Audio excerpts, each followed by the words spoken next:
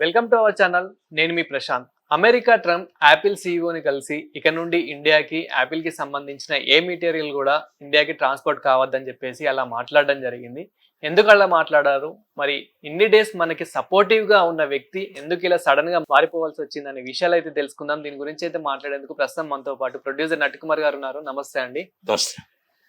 సరే, ఇప్పుడు America Trump వచ్చేసి మొన్నటి వరకు మనకు సపోర్టివ్గా ఉన్న వ్యక్తి సడన్గా ఇలా ఎందుకు అనాల్సి వచ్చింది అంటే యాపిల్ మెటీరియల్స్ ఏవి కూడా మొబైల్స్ కానివ్వండి, ల్యాప్స్ కానివ్వండి, ఏవి కూడా ఇండియాకి ట్రాన్స్పోర్ట్ కావద్దు, ఇక నుంచి పెట్టుబడులు ఇండియాకి వెళ్ళొద్దు అన్నట్లు మాట్లాడడం జరిగింది. ఎందుకని అలా మాట్లాడారు? పాకిస్తాన్కి ఏమైనా అమ్ముడు అంటే పాకిస్తాన్కి ఏమైనా సపోర్టివ్గా ఉన్నారా? ఒప్పందాలు ఏమైనా కుదిరాయా? ఇంకో మాట, ట్రంప్ గారు అమెరికా అధ్యక్షుడిగా ఆయన ఆ మాటలు చెప్పలే, వెళ్ళొద్దు అని చెప్పలేదు.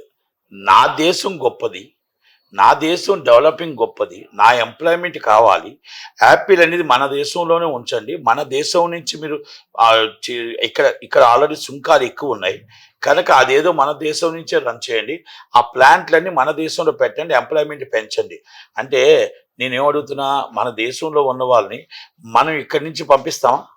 లేదు, మన దేశంలో ఉండమనే చెప్తాం కదా. ఆయన కూడా ఆయన స్వార్థం కోసం ఆయన ఏం చెప్పాడు, సీఈఓగా ఏం చెప్పాడంటే వాళ్ళకి మనతో పని లేదు, ఆల్రెడీ వాళ్ళు చూసుకోగలరు కనుక యాపిల్ కంపెనీ మన దగ్గర ఉంచి డెవలప్ చేయండి అన్నీ కూడా. ఇంకొక మీరు ఇండియాలో పెడదాం అనుకుంటారు, పెట్టవద్దు అని చెప్పాడు.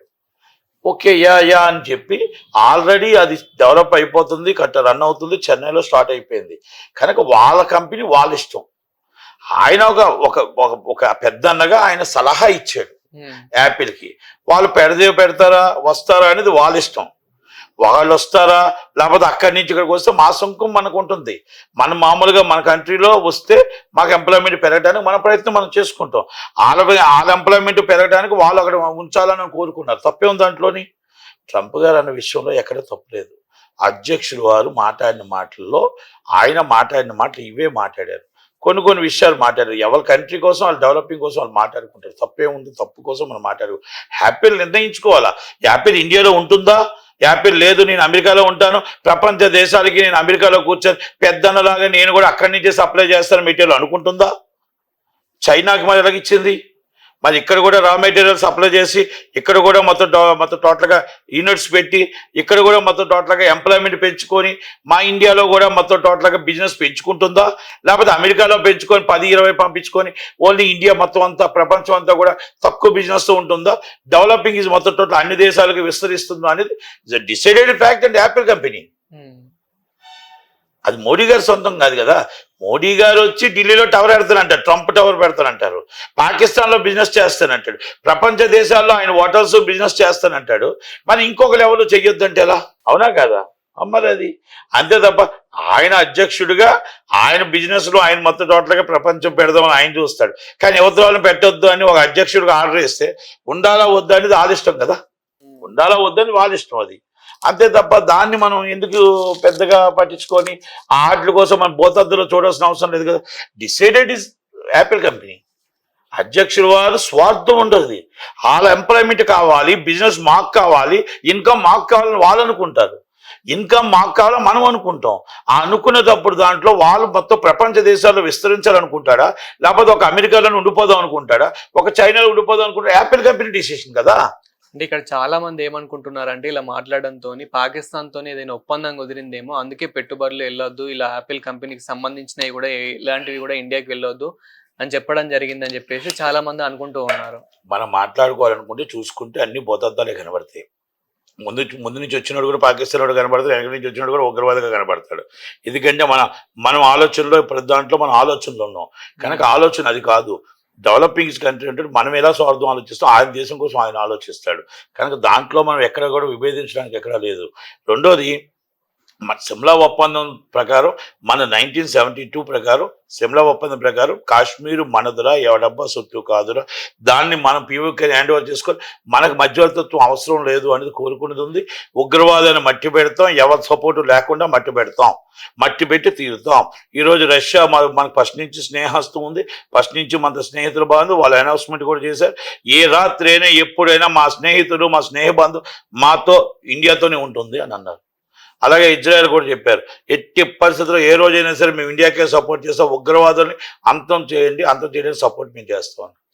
తక్కువ ఒక్కొక్కరు టర్కీ ఉంది, పాకిస్తాన్ చేసింది, బాంబులు ఇచ్చింది అవుట్, మిసైల్స్ ఇచ్చింది అవుట్, చైనా ఇచ్చింది అవుట్, విమానాలు ఇచ్చింది అవుట్. అంటే ఉగ్రవాదుల్ని మొత్తం టోటల్గా మట్టు పెట్టడానికి, లేకపోతే మిసైల్స్ చేయడానికి, నిలబెట్టుకోవడానికి, మన దేశాన్ని కాపాడడానికి త్రివిధ దళాలు యాక్టివ్ పార్ట్ చేశాయి. మన సైనికులు ప్రాణాలు కోల్పోయారు, 6 సైనికులు కాలిపోయారు. మన సరిహద్దుల పౌరులు మొత్తం 15 మంది చనిపోయారు. వాళ్ళ త్యాగం 26 మంది బొట్టు చెరిపేశారు. అదే మొత్తం సింధూరు వారు. అంటే ఇవన్నీ నేను ఎందుకు చెప్తున్నానంటే, మనం ట్రంప్ గారు సపోర్ట్ చేస్తారా చేయరా, వాళ్ళు ఉంటారా ఎటు ఉంటారా అనేది ఎవరి ఇష్టం వాళ్ళది. కానీ ఎవరు వస్తారనేది కాదు, వారంటూ స్టార్ట్ అవ్వదు. వారు మనం కోరుకోవట్లే, యుద్ధం మనం కోరుకోవట్లే. ఉగ్రవాదులను అంతమర్చమంటున్నాం, ఉగ్రవాదులు అంతర్జాతీయ ఉగ్రవాదుల్ని మనకు అబ్జెప్పమని అడుగుతున్నాం, పీవీ కానీ మాకు అబ్జెప్పమని అడుగుతున్నాం, అంతే తప్ప ఇంకోటి ఏం లేదు. వారు వస్తుందని కోరుకుంటే వాళ్ళ ఇష్టం. మన దగ్గరికి ఒక బుల్లెట్ వేస్తే 100 బుల్లెట్లు అటు వెళ్తాయి, దాంట్లో నో డౌట్. ఆపేది లేదు, ఆలోచించేది లేదు. ఎట్టి పరిస్థితుల్లో ఈరోజు డెవలపింగ్ కంట్రీ అని ఆయన ట్రంప్ గారు అధ్యక్షుడు మాట, it's a developing country, 2 countries and developing. ఇద్దరు కలిపి ఒక డిన్నర్ పెట్టుకొని మంచి ఆలోచించుకోండి అన్నారు. డిన్నర్ పెట్టుకోవడానికి మేము సిద్ధమే, డిన్నర్ పెట్టుకొని చక్కగా ఆయుధ్యం ఇచ్చి సాంప్రదాయ ప్రకారం స్వాగతించడానికి మేము సిద్ధమే. వాళ్ళు బాంబులతో స్వాగతం ఇస్తూ, వాళ్ళు ఉగ్రవాదులతో స్వాగతం ఇస్తూ, అక్కడ ఉన్న పాక ప్రజలకు 340 రూపాయలు బియ్యం ఇస్తే మేము 80 రూపాయలకే బియ్యం ఇస్తున్నాం. అక్కడ వాటర్ బాటిల్ మొత్తం 100 రూపాయలు ఉంటే మేము 20 రూపాయలకు వాటర్ బాటిల్ ఇస్తున్నాం. 350 రూపాయలు పెట్రోల్ ఉంటే మేము 100 రూపాయలకే పెట్రోల్ ఇస్తున్నాం.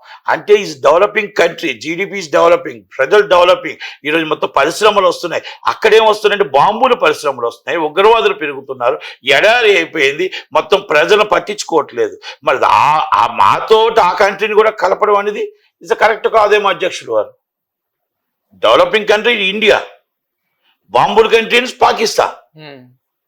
ఇది నేను చెప్పిన మాట కాదు. వాళ్ళు అక్కడ బలూచిస్తాన్ అని చెప్తున్నారు, అక్కడ మొత్తం ఆఫ్ఘనిస్తాన్ వాళ్ళు చెప్తున్నారు, ప్రపంచ దేశాలు చెప్తున్నాయి. ఈరోజు మన ఉగ్రవాదులు చచ్చిపోతే మొత్తం టోటగా అధికార లాంఛనాలతో చేస్తూ 1 కోటి రూపాయలు ఎక్స్ప్రెస్ ఇచ్చింది ఎవరో అనేది అడుగుతున్నాం.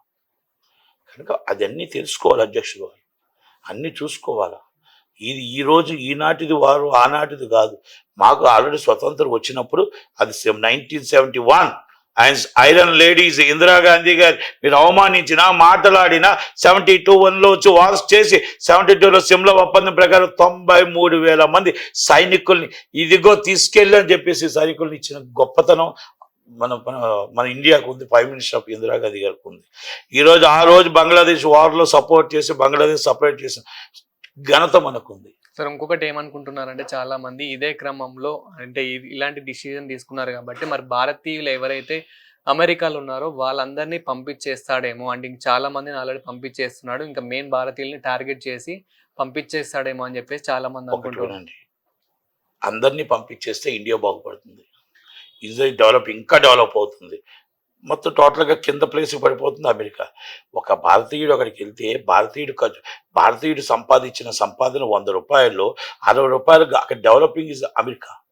40 రూపీస్ ఇన్కమ్ ఇస్ భారతీయుడిది, 60 రూపీస్ ఇస్తున్నాడు. ఒక భారతీయుడు అవ్వచ్చు, ఒక చైనా అవ్వచ్చు, ఇంకోళ్ళు అవ్వచ్చు, ప్రపంచ దేశాల్లో అక్కడ వచ్చిన అందరూ కలిపి ఆ ఇన్కమ్ పెరుగుతూ ఉంది. ఆ ఇన్కమ్ నాకు వద్దు అని పంపించేస్తే ఎడారి చేసుకుంటాడా? ఎంప్లాయ్మెంట్ లేకుండా ఏం చేసుకుంటాడు? నెలకు $1,500 ఇచ్చి వాళ్ళందరినీ కూర్చొని పోషిస్తుంటాడా? కాదు కదా. ప్రతి భారతీయుడు వెళ్ళి కష్టపడుతున్నాడు, ప్రతి భారతీయుడు రాత్రనక పగలనక భార్యాభర్తలతో కష్టపడితే డెవలపింగ్ కంట్రీ అమెరికా అవుతుంటే 60% అక్కడ ట్యాక్స్లు కడుతుంటే 40% మాత్రమే మనకు భారతీయుడికి ఇన్కమ్ ఉంది. పంపించేస్తే 100 రూపాయలు ఇన్కమ్ మనకుంటుంది, వాళ్ళ తెలివితేటలు మనం ఉపయోగించుకుంటాం. వాళ్ళు డెవలపింగ్ మొత్తం టోటల్గా ఇండియా మీద డెవలప్ చేస్తారు. పిల్లలు తల్లిదండ్రులు ఒక్కడే ఉంటారు, పిల్లలు వృద్ధాశ్రమంలో తల్లిదండ్రులు ఉండకుండా తల్లిదండ్రుల దగ్గరే ఉంటారు పిల్లలు. ఆ ఆనందం మనం మామూలుగా ఉంటుందా? పంపిస్తే అదృష్టం, తల్లిదండ్రులకి ఏ రోజు రాని అదృష్టం, అంతే కదా. ఆ తల్లిదండ్రులు ఎక్కడో ఉండి నా పిల్లలు ఏం చేసుకున్నారు వీడియో కాల్లో మాట్లాడే బదులు ఆ పిల్లలు ఇక్కడికి భారతీయులుగా ఇక్కడికి వచ్చేస్తే ఆ తల్లిదండ్రులతో చూసుకుంటూ కరచార్జు చక్కగా హ్యాపీగా ఉంటారు కదా. అలా రావాలని కోరుకుందాం. కానీ ఎప్పుడైతే అక్కడ ఆల్రెడీ డెవలప్ అయిపోయిందో ఇక వాళ్ళు పంపించేస్తే నష్టం వాళ్ళకి వెళ్తుంది తప్ప మనకు లాభం వస్తుంది. కనుక ఎప్పుడు ఎట్టి పరిస్థితుల్లో అలాంటి ఆలోచనలు ఎప్పుడు ఆలోచించరు. Pure business man is America అధ్యక్షుడు. ఎక్కడికి వెళ్ళినా మాకేమిస్తావు అని అడుగుతాడు. ఆయన ఇప్పుడు ఊరంతా తిరిగేస్తున్నాడు, ప్రపంచం అంతా నాకేమిస్తావు అని మొత్తం దాంట్లో అన్ని సంతకాలు పెట్టేస్తున్నాడు. ఈయన ఎవరికి ఇవ్వడు, ఆయన అందరితో లాగేస్తాడు. కనుక ఈజ్ ద బిజినెస్ మ్యాన్ ప్రపంచంలో. కనుక ఆయన ఆలోచనని మనం తప్పట్టనట్లేదు. ఆయన ఇష్టం వాళ్ళది, మన ఇష్టం మనది. వాళ్ళ చూసి మనం ఉగ్రవాదుని మట్టి పెట్టలే, వాళ్ళని చూసి వాళ్ళు స్టార్ట్ చేస్తామని చెప్పలే, వాళ్ళని చూసి మనం అందరినీ చూసి ప్రపంచ దేశాలను చూసి వాళ్ళు ఉగ్రవాద రాష్ట్రంగా ప్రకటించమని ప్రపంచ దేశాలు చెప్తున్నామే తప్ప, ఐక్యరాజ్య సమితికి చెప్తున్నామే తప్ప, మనం ఒకరు వస్తారు ఒక సపోర్ట్ చేస్తారు ముందడుగు వేసామో తప్ప వెనకడుగు వేయలేదు. రాకపోని మేము సాధించగలం. పాకిస్తాన్ మేము తలుచుకుంటే వారం రోజుల్లో యుద్ధంలో కొల్లగొట్టేసి మా పాకిస్తాన్ కూడా మేము తీసుకోగలమని మాకు ధైర్యం మనకుంది. 140 కోట్ల ప్రజలకు ఉంది, త్రివిధ దళాలకు ఉంది. కానీ యుద్ధం కోరుకోవట్లేదు, పౌరుల మీద ఏ దాడి కోరుకోవట్లేదు. మొత్తం టోటల్గా ఉగ్రవాదుల మీద దాడి చేస్తుంటే మిలిటరీ వాళ్ళు వచ్చి ఆపుతున్నారు కాబట్టి వాళ్ళ మీద కూడా దాడి చేయడానికి మనకు తప్పని ఖచ్చితంగా పరిస్థితుల్లో మనం చేస్తున్నాం. Thank you very much. Thank you sir.